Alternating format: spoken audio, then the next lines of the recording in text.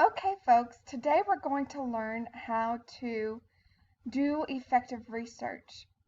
So, one of the first things that you're wanting to do is open up your browser. So, you may use Internet Explorer, Mozilla Firefox, Chrome. I think there's a few others, but those are the main three, really. I'm using Mozilla Firefox. The first thing that I want to do is open Google up. And I also want to open a new tab that has the EACC website. So I simply typed in eacc.edu, and now I'm clicking on Library, and then I am going to click on Online Databases. Now, if you're on site, you can use this without any problems. You'll just be copying and pasting information. But if you don't, if you're not on site, if you're not on campus, then you'll need to contact the library to help you with this. But I want you to go ahead and go to Google. The first place that I want to start off at is, first I'm on the normal Google. And then, as you can see, I am clicking more. First, just so you know, I clicked this grid. Then I clicked more, and now I'm clicking even more. So it takes you to this new page. Now I want you to scroll down all the way until you can find Google Scholar. What Google Scholar does is it will, let's say you're looking for information on gun control. It will pull only sources that have been peer-reviewed, which means that these are written by an expert on the topic, so someone probably in higher education, and then they have submitted it to a journal, and that journal sends it to peer reviewers, and those peer reviewers are also experts on the topic. Now, if it makes it to the journal, that means that the peer reviewers have identified that it is a credible source, that it is written in an ethical way, that its arguments are logical, and that what it's saying is logical and worthy of being printed. So it's written by, all of these that come up on Google Scholar have been written by an expert and then verified by 2 or 3, sometimes even more, other experts in that field. So this is the first place that I want you to look for sources, because we know that these are credible. So let's say you find a source here. Here's one. And you click on it. And it says right here that we can read it online for free. Perfect. Click on that. You can read it online for free. But let's say that you can't find the full article. What you need to do then is you will copy and paste the title, which is right here, into the online database source search engine that you can access by going through the library. And then, if it's available, you may be able to pull the full article from there.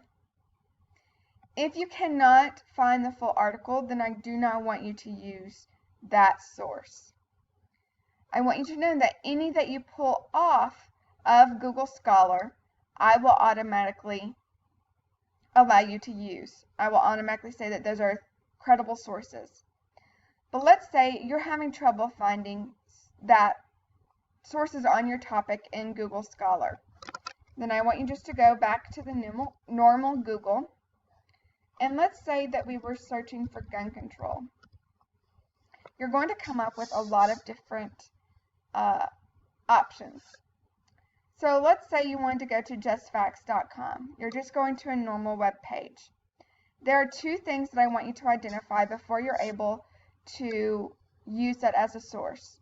So once you get to the source, I want you to first identify who is the author of this article. Usually, the author is either identified at the very beginning of the article, or it will be at the very end.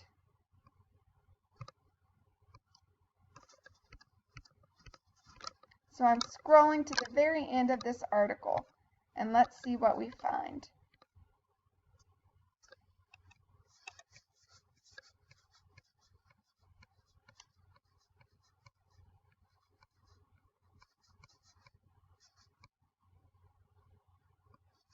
Unfortunately, I am not finding any authors so far. I see a lot of footnotes, but I don't see any authors. So, if it doesn't have an author, you cannot use this source. However, that doesn't mean that this source can't be helpful. You see that it has all of these footnotes. Some of these are links to other sources. Well, you can simply click on the link to the other source and maybe find really great information that has a source on it. So let's go back. Let's go to another source. Let's go to procon.org. This one I automatically want you to rule out using because it has a .org site. You see how the end of the URL is .org? That means that someone who has a stake in one side of the issue controls that website or controls that organization. So they have an opinion, so they're biased. Usually their funding depends on pushing forward a certain idea or a certain perspective on that topic. So that's why I want you to completely stay away from .org sites. However, you can always use .edu sites and .gov sites, .gov. Let's go to another .com. Let's look at this one. Let's see what it has to say. Oh, this one has an author, as you can see right here. So now that we've identified an author, it passed the first check. The second check that I want it to pass is I need to identify what makes that author an expert on the topic. So this one, it provides a link to the author, but it is only linking to the other articles that he's written. Unfortunately, it doesn't have a biography of him. So we have to toss it out. But let's say it did have a biography.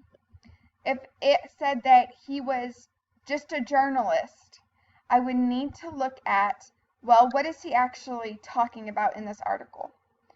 Journalists are only experts if it's talking about a specific event. Journalists are taught on how to communicate and how to capture events, what's happened at a certain time at a certain place. If it's something that's passing judgment onto the topic, then they are no longer experts. So you have to throw that out. So if you're looking at a news source and the author is a journalist, I want you to go ahead and throw that out unless it's talking about a specific event. But let's say that this guy happened to have a degree instead of journalism, he had it in criminal justice, and he was talking about gun control and about the legal side or the prosecution side of it or something to do with that. Then he would be as an expert on the topic because he has the criminal justice background. Or let's say he was a police officer, then he would be a credible source on this topic.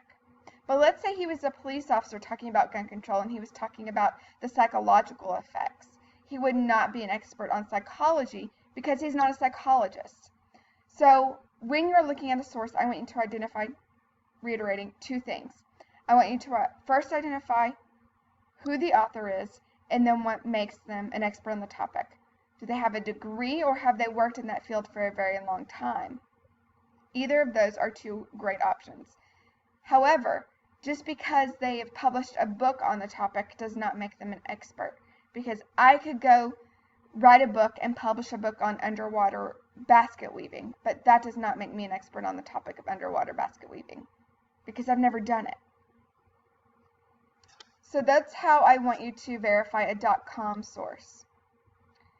I feel like I need to talk about Wikipedia for a moment. I never, ever, ever, ever, ever, ever want to see you cite wikipedia.org. But that doesn't mean that Wikipedia can't be a good resource to find other sources. The great thing about Wikipedia is that when you scroll through the article and you go to the very end, it has all of these references. What you can do is you can use these references as long as they pass all of the other tests. Maybe they're a .gov site, maybe they're a .edu, maybe they are written by someone who's an expert on the topic. Maybe it's about a specific event and it's written by a journalist. Those, if they pass those other expert tests, then you can use these sources. So you just click on the source and see if it passes the test. This one doesn't because it's a .org. So it doesn't pass, so I just go on to the next source. So you may have a lot of trial and error in this process. So let's look at this source. Does it have it doesn't have a certain author on it, and we can see right here that it is a .org site. So you go back and maybe you click on, maybe you can check a little bit closer and see that sometimes it has the URL or part of the URL here. So let's say that here's a source that you could use because it's .gov. It's the Library of Congress.gov. So let's say you found a source on here. What I want you to do is I simply want you to highlight and then right click and copy that source. You can copy into a Word document, or you can copy it right into the assignment if it's related to an assignment. That way you already have it available if you need to go back and look at it, and you're going to need to provide me that link when you go to submit your sources. Other than that, if you have any other questions on how to do good research, let me know. Some of you may want to use books. I want to strongly discourage that because you won't have time to read all the books. If you cannot read the whole source, you cannot use the source. Once again, if you have any questions, let me know, and I will see you next time. Bye-bye.